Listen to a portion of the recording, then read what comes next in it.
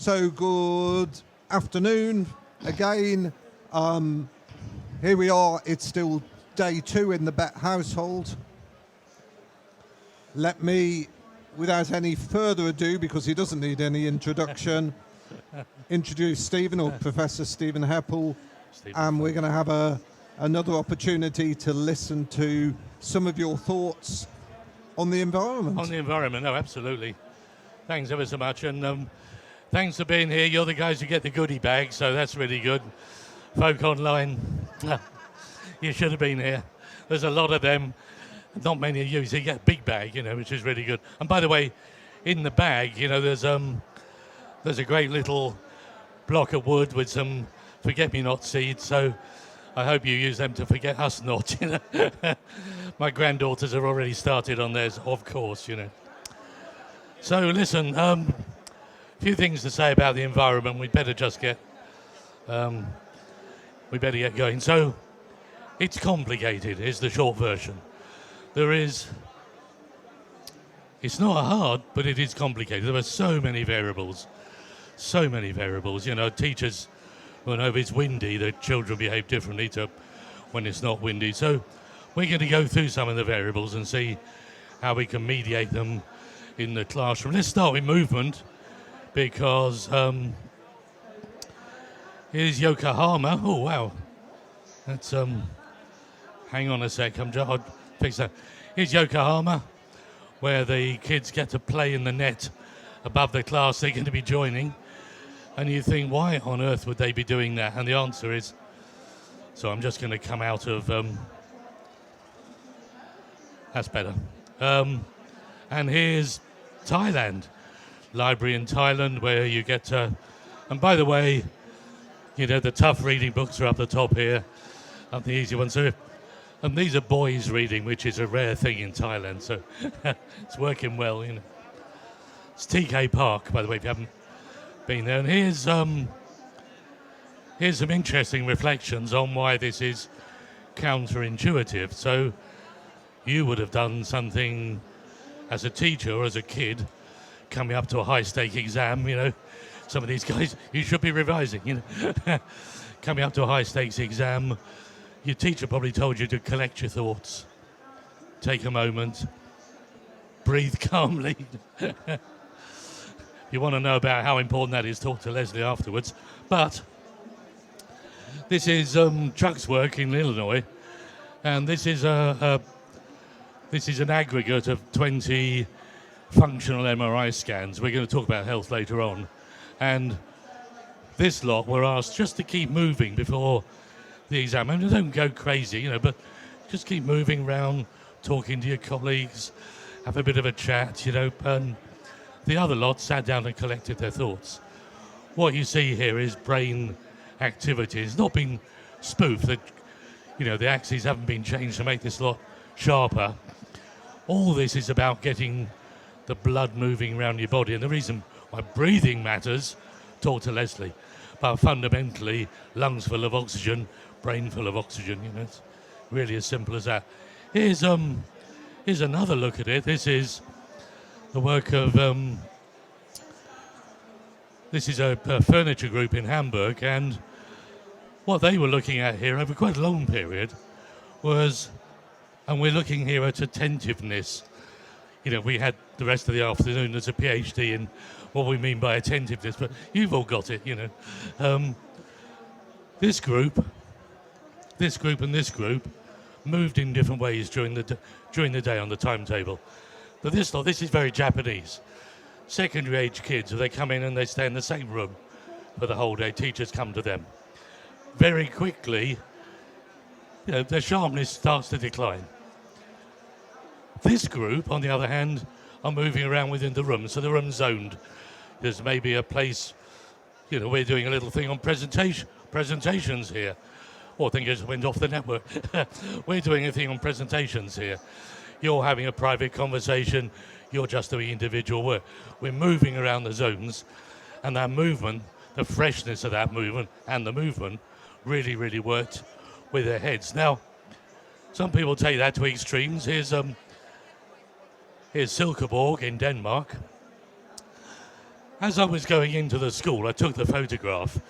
Be aware that the trees are in the central reservation of a dual carriageway going past the school. And these are small kids in big trees. And they said, why did you, I won't try and do a Silkeborg accent, why did you take the photograph? I said, because there are teachers around the world who will be surprised by this. And they said really profoundly, they said, well, but there are trees everywhere. If we don't teach the kids how to climb trees, think of the danger they'll be in. So it's kind of interesting when you think about the curriculum we've got at the moment. The world is full of surprises. The world needs collaboration. The world needs problem solving. If we're not doing all those in the classroom, think of the danger there'll be. Look at Ukraine. So this is really interesting stuff because of the way everything impacts on everything else. We got a bit carried away with all this and went off to Fingering Primary School, which is a gorgeous little coastal, actually just down the coast from where I'm. It's on that list of extremely rude village names, which are, if you go to the internet, Americans giggle at it. But it's a gorgeous school. We took one class in the school and said to them, I'll tell you what, let's have a look at the space you're in. And the space that they were in before this, I said to them, okay, who are the kids in here who are fidgeting coming up to lunchtime? And they all pointed to a group of boys in the corner. The boys in the corner pointed to themselves. It's us, we're the ones. Who are the kids who at the end of the day, sharp-eyed, saying to mum, hang on, just finish my work before I go? They pointed to a group over here. The group over here by the window was broken, fresh air, good light. The boys in the corner CO2 was up here, the temperature was way too high. This was a bad place for learning, this was a good place for learning. So we swapped them over, I swapped them over. And before the end of the day, the bright-eyed, sharp girls over here, and boys, one of them said to me over here, she said, I can feel myself going up to the dark side. It's a lovely phrase. So we threw all of the Essex providers at the classroom. We said, okay, you guys know about lighting. We want as near you can get to 1,000 lux. It's really bright. We want Kelvin values of 5,500 or higher because that's pure white light. We want ceiling height. There was a suspended ceiling here. I had to get up on the get on a desk, on a chair to push it out. They all go, health and safety, You should see Denmark, I pushed the roof up and all these dead birds all fell on my head, which the kids thought was like the best thing ever, Well, it was quite interesting. But look at the height of the ceiling that was hidden. So we've got ventilation, we've got high levels of light, Kelvin values 5,500 or above. You will only really find lux values of 1,000 in a BMW showroom. Most schools, if you can get to 500, anything below 500, your kids are starting to fade away. So bright lights. And the teacher who had them the year before came in to visit them in the October half term and said, and I quote, and she was slightly tongue-in-cheek, I had to check the register to see they were still the same kids I had last year. Interestingly, one of the boys, you can see him there, produced more writing on the day she visited than in her year with him before. So getting this right really does set the world on light. Let's look at CO2 next, because CO2 is a really big one. And we were looking before, if you came to the talk earlier, this is a typical primary school. CO2 goes up higher and higher.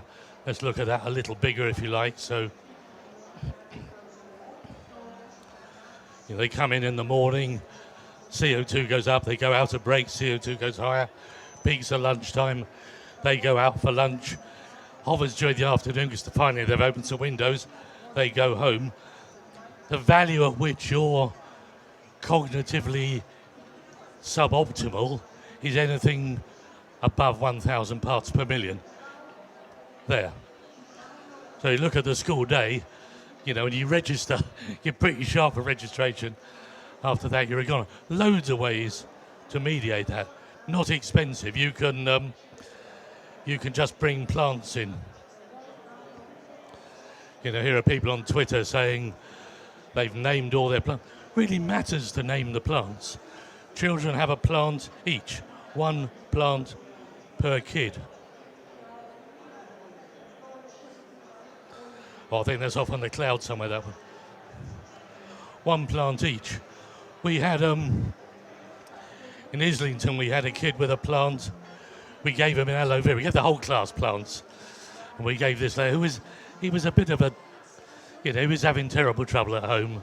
And by the time he'd got his children, his siblings fed, clothed, the washing done, mum was in a, don't go there in the corner. And he was attending 2.5 days a week. We gave him an aloe vera plant on the NASA list of plants that are optimal for putting oxygen into your head because they're taking them to Mars. And he was, I think, unimpressed would be the word. We said, you've got to give it a name. I'll call it Vera. Boom, But then he came in the morning and he said, hello, Vera. And suddenly every morning he was coming in and, hello, Vera. And suddenly his attendance was up to 4.5 days a week. He got skin in the game. He got a reason to be in the class.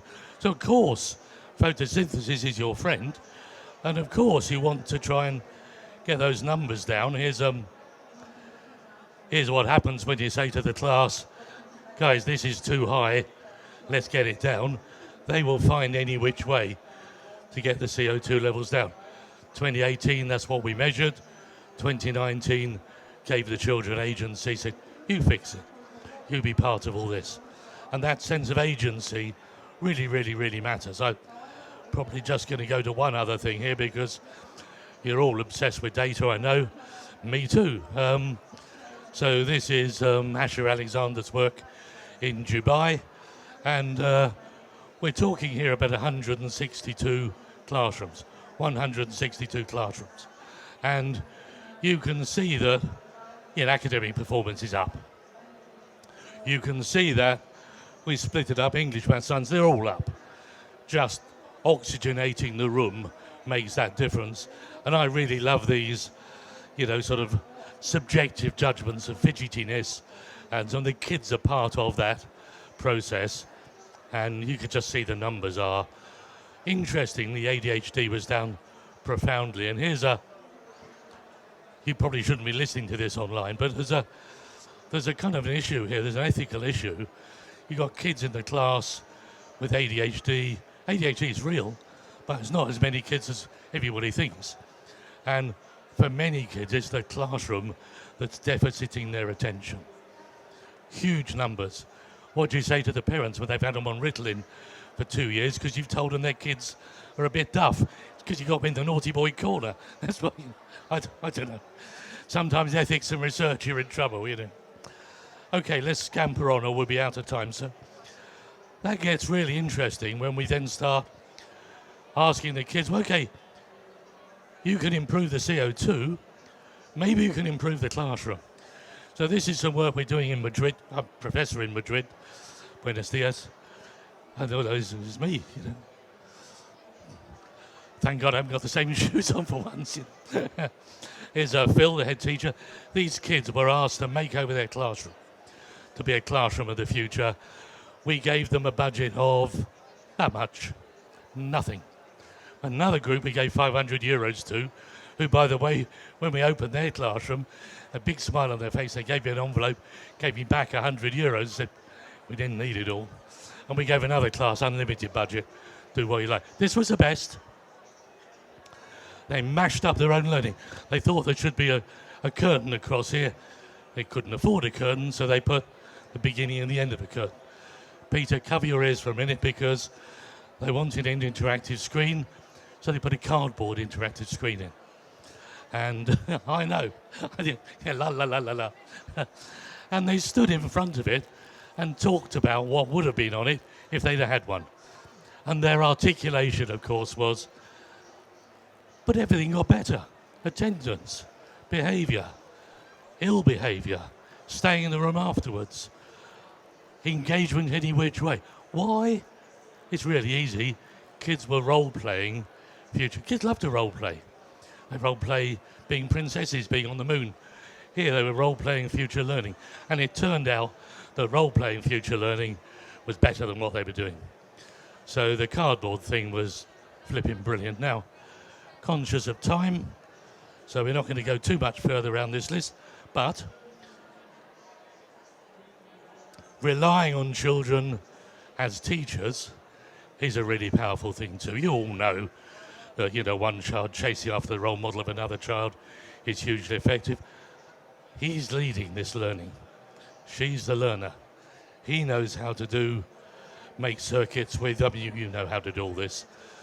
He's introducing her to that. And there are schools around the world where that's normal. We have, Lisa works with Lisa and I have Linfield Learning Village. If you haven't, Google Linfield Learning Village, stage, not age school. And when I say that to people in Britain, we're a bit of an outlier here because we're still doing it like the 1970s. But when I say stage, not age, they say, well, how could that work? How could it be possible that a young child...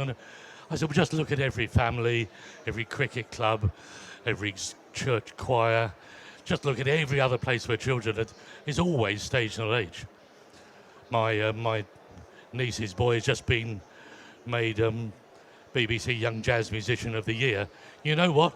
He never played with people his own age, right the way through. Always played with older kids because he was just good at it, Maths was a whole other thing, A stage and not age, God, it is the same shirt.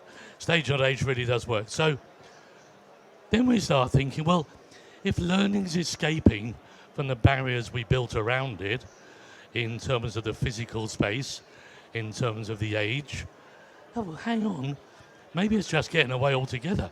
Maybe when we're talking about the learning environment, we're talking about the world. And of course, that leads us to, here's me doing professional development with teachers from Islington, by the way.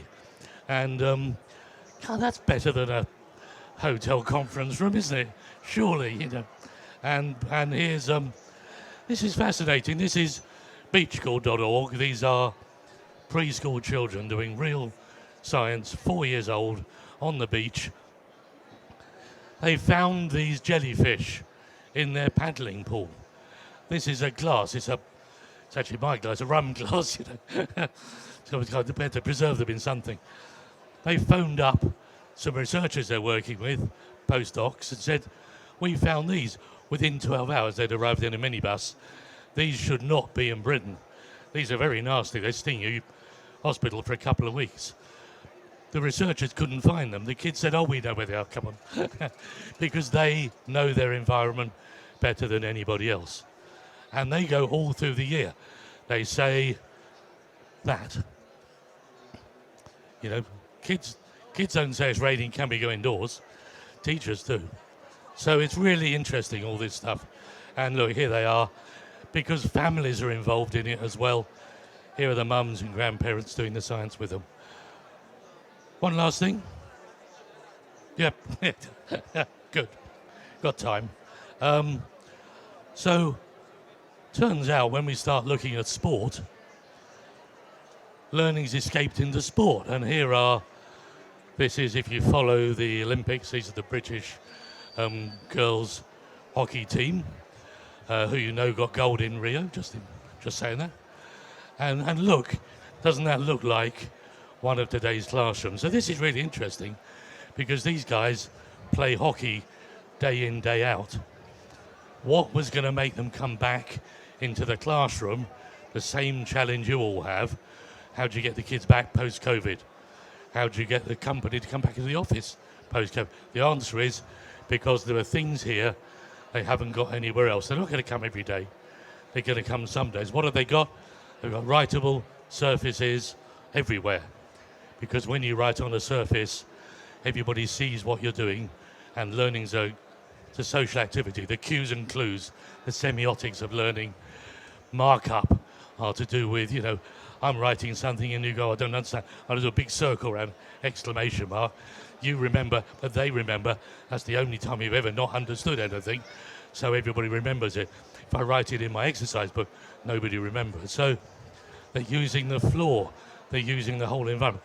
So there's a clue here. Oh, and by the way, you know, their set pieces were transformed by this.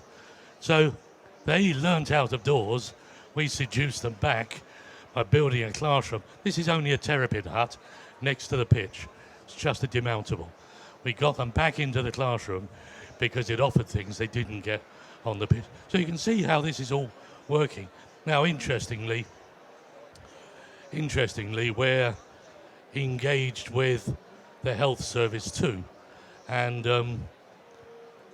the health service, as you know, is hugely short of nurses. I think we're about 40,000 nurses short. As in, it's quite a lot. And yeah, we've got a lot of people that used to be nurses. We've got people coming in from Ukraine at the moment who were nurses. We've got people who would like to be nurses, but education hasn't given them a pathway. This was Southend Airport, top floor. So we've taken it over to build a kind of learning clubhouse. And again, look, doesn't it look like those big, open, lovely classrooms that I know many of you have got? You know, with spaces, with zones so you can move around and do different sorts of... It's got beds in it because you're going to learn to do bedpans and things like that. But at the same time, people are doing other activities too. And the one we're building in Clacton has got green engineering, it's got health service scarcity in it, it's got everything that we haven't got enough of, all in the same building. So if Peter wants to become a nurse, come up here. Peter wants to become a nurse, and he realizes since he used to be a nurse, data visualization is really important. And at the same time, you want to be an air source heat pump engineer, you're never going to sell it to these guys if you can't do data visualization. Hey, you want to get together and both do data visualization. And it's really interesting because we thought, what happens if you say to parents across a school system, which is what we've done in Madrid, we'll support you to do any course you want. I don't care what it is. Any course. Here's 7,500 Coursera courses, 7,500 courses. Anything you like. Do you think they'll go off to do parenting? No, of course they don't. They go off to do this. This is the current top 20. And all of them are parents saying, you know what, I want to be my best self. All of them are, and look at the ambition of what they're doing. It's fascinating. Now we know from the work we did in Portland, when we gave kids Chromebooks and great access to the internet, and very poor parents, we didn't get a gap between the kids and the parents. The mums all said, here, I want some of that too. And it turned out that children and parents learning together accelerate in a way we hadn't anticipated. So as you look around the show, say to yourself, the future of all this is communities learning together. Learning has escaped. Learning's coming home in every sense. And what an interesting time this is. So probably one of the last bets we're in where people are selling to institutions, but the beginning of bets where they're selling to communities and groups and families, and what an exciting decade that is. And last thing, you know, we're doing work in Cambodia and Vietnam and the Philippines. This is our analysis from that research project, who's using what to access the internet. The red spots are pocket technology, the phones. So if you think the future, you think learning's escaped from the classroom, it has. It's escaped from the timetable, it has. It's escaped from age structures, of course it has. It's escaped from assessment models, yes. But look, it's also escaped from landscape and gone running off in portrait. So what an interesting time this is. I can't think of a better time, honestly, to be in all this. So thanks for your attention. Thanks, remote people. You should have been here. Now they're getting the doggy bags. And thank you, Stephen, so much. And I'm sure if people have got questions, they can chat to you informally. So cool. Thanks, everybody. Have a great show. Did you all get a free... Did they all get a bag? I believe they did. Good. Oh, yeah, okay.